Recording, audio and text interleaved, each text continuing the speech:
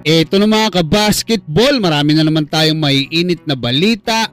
Kai Sotto at Quintin Melioria Brown posible pa rin palang makapaglaro sa ating Gilas Pilipinas ngayong second window kontra sa New Zealand at Australia.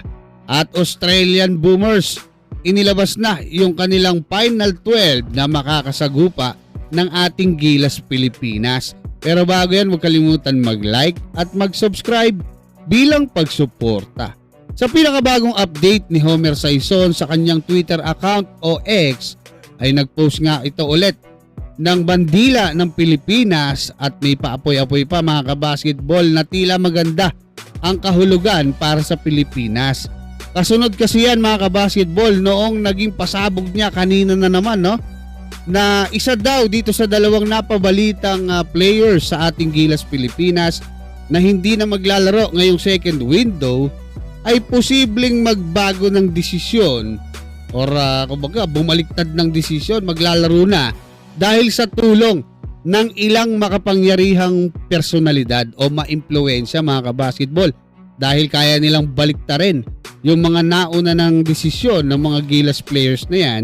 Kasi alam naman natin mga kabasketball, ang kakausapin dito nga sa kampo ng ating pambatong si Kai Sotto ay yung koponan niya sa Japan B-League na Koshigaya Alpas. Ngayon mga kabasketball, tinanong ko doon sa ating reliable source kung may posibilidad ba na si Kai Sotto yan. At ang sabi niya, posible naman daw. Especially kung mapapakiusapan etong Koshigaya Alpas, saka yung syempre andyan din yung management ni Kai.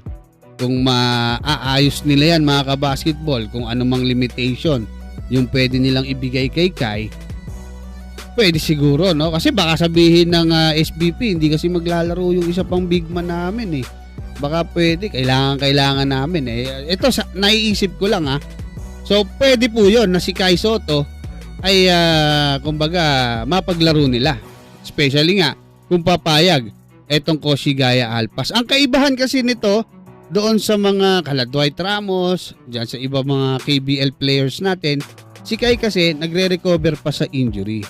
So surgery yung kanya, medyo matindi, kaya talagang kailangan ng alalay. Ngayon mga kabasketball, patungkol naman dito sa kay QMB, palagay ko rin kaya May posibilidad din mga kabasketball dahil kung malalakas nga, may impluwensya etong tinutukoy netong si Homer Saison.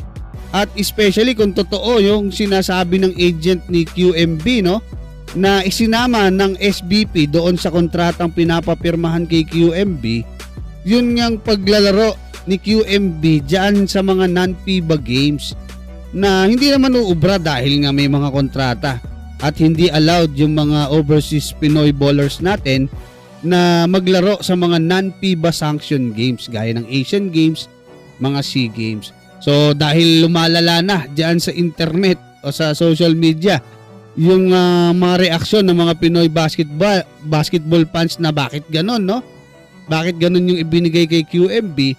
Posibleng maobliga etong SBP na ayusin to at operan ng maayos na kontrata etong ang si Quintin Melioria Brown para naman sa ikagaganda, ikalalakas ng ating Gilas Pilipinas. Hindi ko alam kung yun na yung tweet ni Homer Saison na Pilipinas tapos apoy-apoy. Isa lang sa mga yan, kay Kai Sotto or dito kay QMB ang maglaro, mas magkakaroon tayo ng mas malaking tsansang manalo, especially kung si Kai Sotto yung maglalaro kasi nga 7-3 siya At speaking of 7-footer merong 7-footer etong Australian Boomers dito nga sa kanilang Final 12 lineup para sa FIBA World Cup Asian Qualifiers na gagamitin kontra sa Guam at sa Pilipinas. Mga kabasketball, ito yung kanilang lineup Isaac White, Rainy Smith, si Cody Statman, kung di ako nag-aamalay, 6'10" to mga kabasketball Etong si Tom Wilson, si Sam Froling, Jack White, Nick Kay, si Tanner Kreb, si Jacob Holt, si David Okwera, si Elijah Pepper at si Mitch Creek. So dyan sa mga nabanggit mga kabasketball, ang 7-footer ay etong si Sam Froling. Matagal lang nakakalaban ni Kai niya, bata pa lang sila Nagbabakbaka na sila niyan, batang Gilas pa lang si Kai. 6'10 naman etong si David Okwera. 6'10 din etong si Jacob Holt. 6'9 naman etong si Nick Kay, naglalaro sa Japan B-League din yan.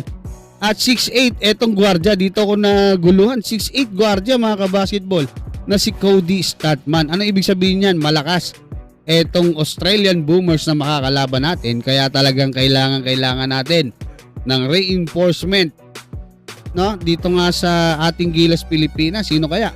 Si Kai Sotto kaya, si QMB o silang dalawa? Hanggang dyan mga kabasketball, ano masasabi nyo? Maraming salamat at God bless sa inyong lahat.